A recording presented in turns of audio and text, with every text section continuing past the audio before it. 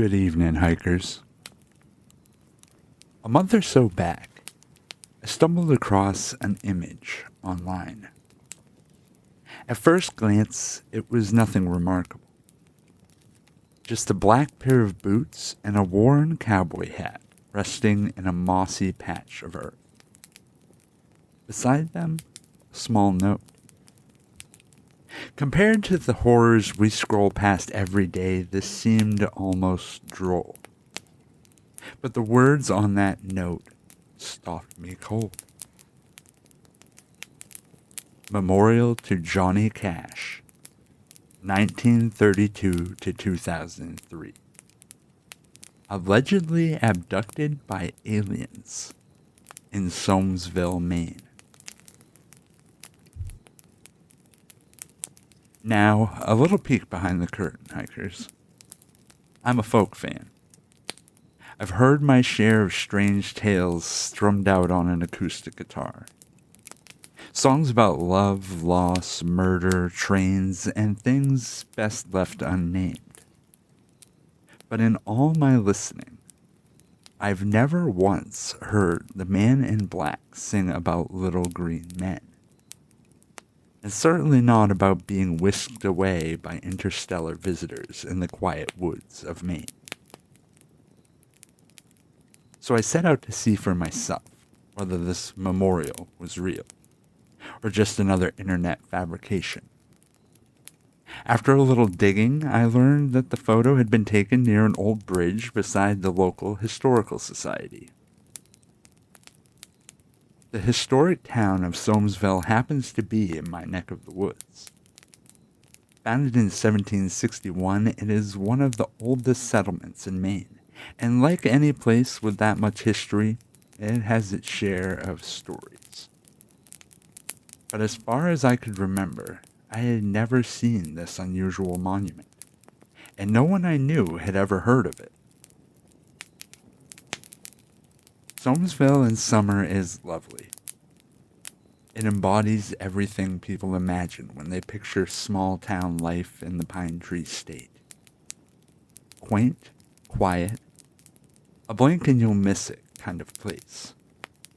Often overlooked in favor of better-known towns on Mount Desert Island. By the time I reached the bridge, the light was fading. Shadows stretched long across the road, and even in the dimness, it was impossible to miss. Just a few feet from the foot of the bridge, nestled between a patch of trees, sat exactly what I'd been searching for. The hat, the black boots, and the note, wrapped carefully in plastic, waiting for anyone curious enough to look. I was surprised to find the memorial was real, and even more intrigued. After snapping a few pictures, I went home and messaged my friend Nomar Slevik. In my opinion, Nomar is one of the most knowledgeable people you'll ever meet when it comes to the strange and unusual in Maine. If anyone had heard of this, surely it would be him. To my astonishment, he hadn't. But he was just as curious as I was. A few days later, he made the trip to see it for himself. And then he did the next logical thing. He reached out to the Historical Society. Their reply was, well, let me read it to you. It is a mystery. The hat and boots showed up one morning in July, along with a handwritten tag. I did a lot of research and could not find any urban legends or references in the media or in his songs to an alleged abduction in Somesville, and chalked it up to a creative minds public art project. We retyped the handwritten note, as it was becoming blurred and ragged with the weather. I posted something about it on Facebook, and no one had any information. It is not ours, and we decided to continue it along its way to another Somesville location by October. We also encourage others to keep it rambling, so it can get more looks. So the mystery only deepens. I spent some time digging through interviews and biographies of the legendary singer. And while Johnny Cash was a man who spoke at length on just about everything, I couldn't find a single mention of aliens, UFOs, or anything of the sort.